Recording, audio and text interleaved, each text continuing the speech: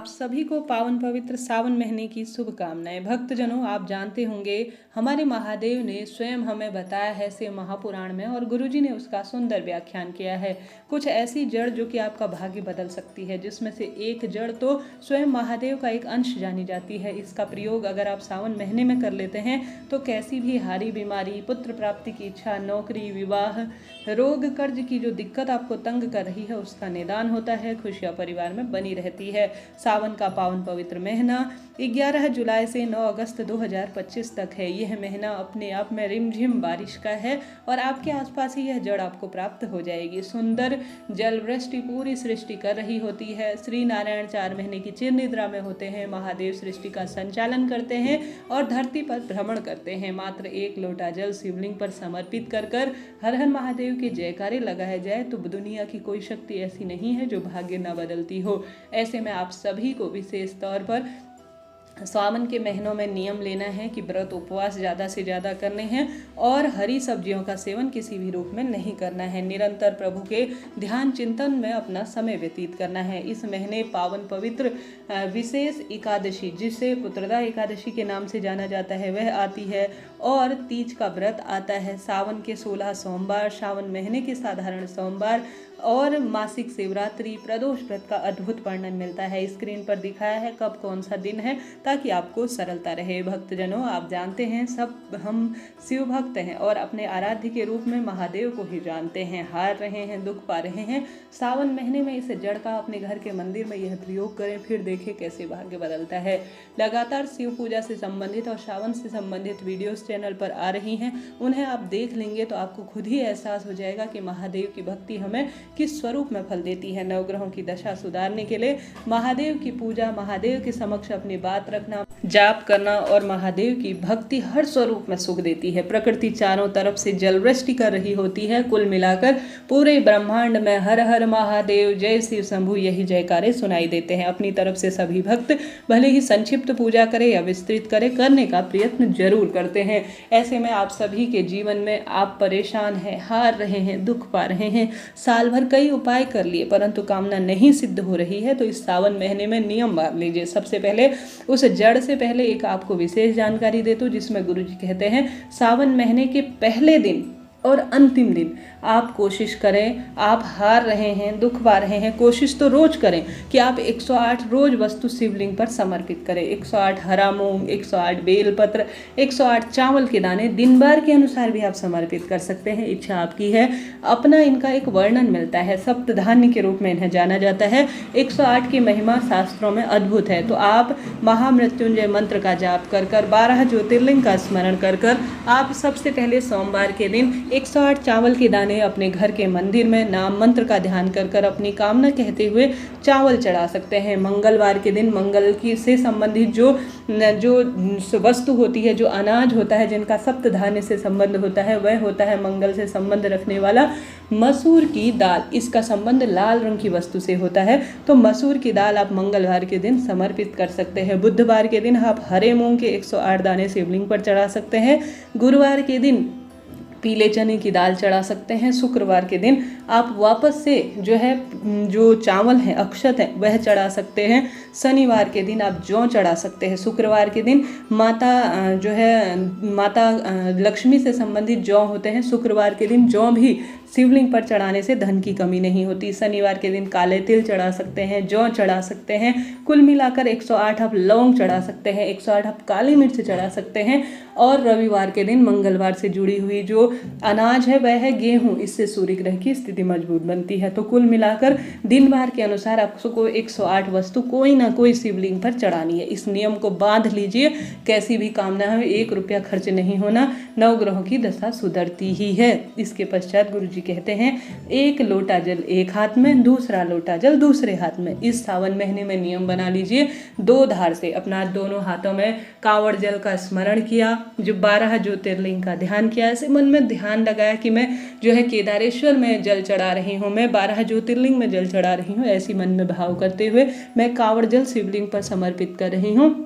मंत्र जाप करते हुए महिला पुरुष बच्चा बड़ा सब जो है शिवलिंग पर 2 धार से अर्थात 2 लोटा जल अपने हाथ में लीजिए, शिवलिंग पर चढ़ा दीजिए। कोई 1 रुपया खर्च नहीं होना, परंतु लाभ अपने आप में किसी न किसी स्वरूप में। आपको लगेगा कि अभी तो मेरी कामना सिद्ध नहीं हो रही है, अब मैं क्या करूं, परंतु ऐसा नहीं है। रुकिए, धैर्य रखिए, महादेव आपके लिए बहुत सुंदर सोच के रखे हैं। बस आप कर्म कीजिए और कोई ना कोई कार्य करना आरंभ कीजिए। अब जानते हैं उस जड़ के बारे में जो एक चमत्कारी जड़ है जिसका प्रयोग आपको करना है। देखिए, साल भर गुरुजी की कथाएं होती हैं, पिछले साल की कथाएं हैं, पुस्तकों में गुरुजी ने इनका वर्णन दिया है। तो वही जो बात है सरलतम तरीके से आपको बतलाते हैं। तो गुरुजी ने कई जड़ों के बारे में बताया है। जो सबसे पहले जड़ बताई है वह है अपामार्ग। अपामार्ग की जड़ को चर्चिटा भी बोलते हैं, चिरचिटा कहा जाता है। यह वाक्पटुता अर्थात बोलने की क्षमता को विकसित करती है। साथ ही गुरुजी ने अपनी कथा में अपामार्ग की जड़ का यह प्रयोग बताया कि अपामार्ग के जो बीज होते हैं, जो जड़ होते हैं, वह चमत्कारी रूप में कहे जाते हैं। अपामार्ग के बीज को, जड़ को सुखाकर अगर मस्तक पर तिलक रूप में धारण किया जाता है तो इससे ओजस तेजस में वृद्धि होती है। तो आपकी इच्छा है आप अपामार्ग की जड़ का किस स्वरूप में प्रयोग करना चाहते हैं।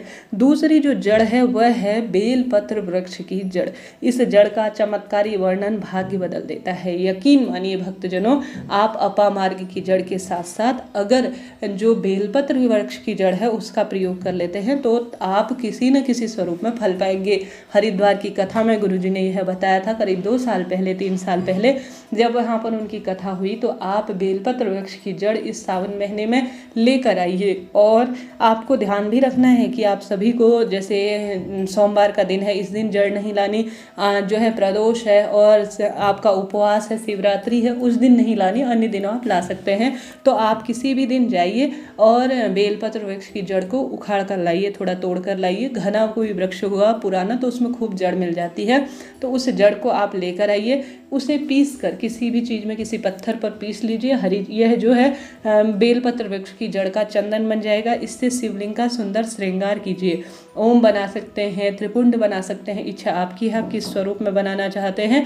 अब आपके हाथ में जो चंदन रह जाता है, अर्थात आपने जो बेलपत्र की जड़ का चंदन बनाया है उसे थोड़ा प्राप्त कर लीजिए और उसे अपने रोग का भान करते हुए कि मैं इस रोग मुक्ति के लिए शिव का श्रृंगार बेलपत्र की जड़ से कर रही हूँ, मेरी कामना सिद्ध करें, ऐसी प्रार्थना करते हुए आप महादेव से जो है अपनी मन की बात कर थोड़ा सा जड़ जो आपने विशेष चंदन बनाया है, शिव का श्रृंगार किया है, उसे थोड़ा प्राप्त कर लेते हैं और प्राप्त कर थोड़ा थोड़ा उसे ग्रहण करना आरंभ करते हैं तो आपकी रोग मुक्ति हो जाती है। मैं कोई मनगढ़ंत बात नहीं कह रही हूँ, इस उपाय को आप गुरुजी के मुख से वीडियो में सुन सकते हैं। बेलपत्र वृक्ष की जड़ का जो चंदन बना लेता है, समझ लीजिए उसने सारे उपाय कर लिए। इस चंदन को आपको शिवलिंग के श्रृंगार में काम में लेना है। रोज नियम बांध लीजिए, आप कोई विशेष अनुष्ठान नहीं कर सकते तो मात्र शिवलिंग पर 2 लोटा जल चढ़ाएं, दीपक लगाएं, महामंत्रों का जाप करें और साधारण सरल तरीके से बेलपत्र की जड़ को किसी रोज पत्थर पर घिसकर शिवलिंग का श्रृंगार करें। स्वयं अपने मस्तक पर इसका धारण करें। बेलपत्र जड़ महादेव का एक अंश है। जो शिव भक्ति यह कार्य कर लेगा वह स्वतः ही सब सुखों की अनुभूति कर लेगा। तो बेलपत्र की जड़ का प्रयोग आपको जरूर करना है। इस सावन में आपको पति पत्नी को बेलपत्र जो है लगाना भी है। घर पर लगाएं, कहीं भी लगाएं, किसी मंदिर प्रांगण में, परंतु आपको बेलपत्र रोपित करना है क्योंकि सावन महीने में बड़ी जल्दी रोपित हो जाती हैं चीज़ें। अगर पति पत्नी दोनों अगर बेलपत्र का पौधा लगाकर उसे संतान की भांति सिंचित करते हैं तो निश्चित रूप से उस घर में वंश की वृद्धि होती है, पुत्र प्राप्ति का आशीर्वाद मिलता है। साथ के साथ बेलपत्र वृक्ष की मिट्टी, जड़ और पत्तियां अगर शिवलिंग पर समर्पित होगी, जो भक्त इन्हें समर्पित करेगा उसका स्वतः ही आपको फल मिलना आरंभ हो जाएगा। आप करके देखिएगा, लाभ आपको मिलना है, बहुत सुंदर इसके परिणाम मिलते हैं। यह तो बात हो गई 2 जड़ की।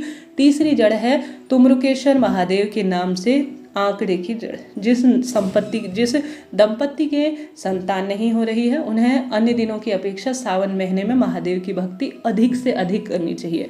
हालांकि सावन महीने में संतान प्राप्ति के उपाय मैंने चैनल पर बताए हैं, आप उन्हें जरूर देखिएगा। तुमरुका जी का नाम लेकर गुरुजी कहते हैं मासिक धर्म के 7वें दिन संतान उत्पत्ति न हो रही हो तो आंकड़े की जड़ घर लाएं पति पत्नी जाकर और महादेव के शिवलिंग में 21 बार उस जड़ को उतारा कर लीजिए कि हे तुम्रुकेश्वर महादेव मुझे संतान सुख दीजिए, पुत्र प्राप्ति का वरदान दीजिए, ऐसी आपको प्रार्थना करनी है। फिर उस जड़ को अगर पत्नी अपने कमर में लाल धागे लाल कपड़े में बांध लेती है तो संतान प्राप्ति का सुख मात्र 3 महीने में मिल जाता है। तो इस सावन महीने में तुम्रुका जी की आराधना करते हुए इस जड़ का भी प्रयोग आप कर लीजिए, बहुत अधिक लाभ देगा। भक्तजनों, आप सभी यहाँ तक मेरी बात सुन रहे हैं तो यहाँ पर आप पहुँचने के लिए आपका आभार और धन्यवाद। कमेंट्स में हर हर महादेव आप लिख दीजिए।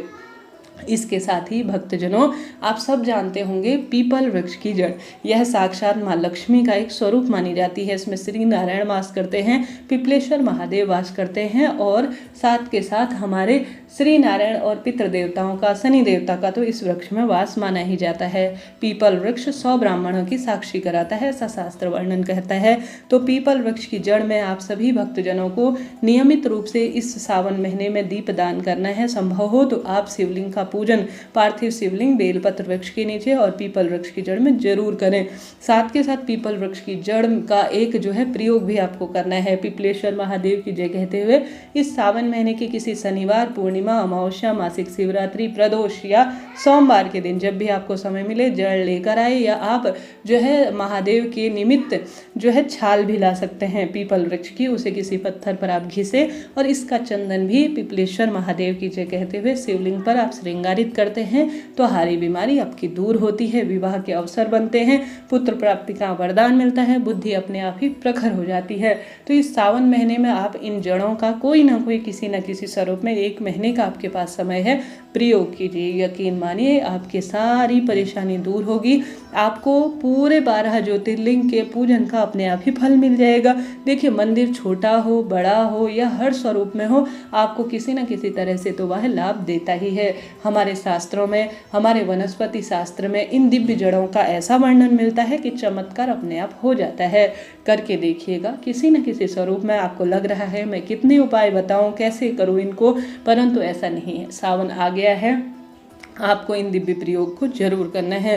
देखिए, जड़ तो कई शास्त्रों में वर्णित है, जो मैंने पढ़ी है, जिनका अनुभव है वह सबसे सुंदर है। जैसे केले वृक्ष की जड़ गुरु ग्रह को मजबूत करती है। जिन बच्चों के विवाह नहीं हो रहा होता है, गुरु ग्रह कमजोर हो, पारिवारिक रिश्ते अच्छे नहीं चलते हो, तो उन्हें केले वृक्ष की जड़ को धारण करना चाहिए गुरुवार के दिन पीले वस्त्र में। अगर आपके बच्चों के भी विवाह की दिक्कत है तो आपको गुरु ग्रह को मजबूत करने के लिए अपने बच्चों को जो है गुरु ग्रह की मजबूती के लिए सावन में आवश्यक रूप से केले वृक्ष की जड़ को धारण कराना चाहिए। इसकी एक विशेष जो है मंत्र जाप की भी कही गई है महिमा। हालांकि महादेव के निमित्त कोई पूजन कर रहे हैं तो सामान्य सरल तरीके से आप श्री जो है जैसे श्री नारायण के लिए ओम श्री विष्णवे नमः का जाप कर सकते हैं, ओम नमो भगवते महामंत्र का जाप कर सकते हैं। सामान्य महादेव के निमित्त श्री शिवाय नमस्तुभ्यम या नमः शिवाय ओम मंत्र का जाप या हर हर महादेव का उच्चारण कर भी आप पर्याप्त सुखों की अनुभूति कर सकते हैं। इस तरह से आपको सावन महीने में नियमित कोई ना कोई कार्य करना है जो आपके महादेव को सुख दे और इससे आपकी हर स्वरूप में कार्य बनते चले जाएं। आप मेरी बातों से सहमत जरूर होंगे। सावन का महीना कोई साधारण नहीं है, भाग्य बदलता है, सौभाग्य लाता है, कर्ज माफ कराता है, दुख दारिद्रता का अंत करता है। और सावन में जिसने महादेव को जल चढ़ा दिया, दीपदान कर दिया, मंत्र जाप कर दिया, पीपल, आंवला, बड़, इन जो है बेलपत्र, इन पवित्र वृक्षों में दीप दान कर लिया, समझ लीजिए उसने सब कुछ प्राप्त कर लिया। अगर आप भी सहमत हैं तो कमेंट्स में हर हर महादेव लिखना ना भूलें।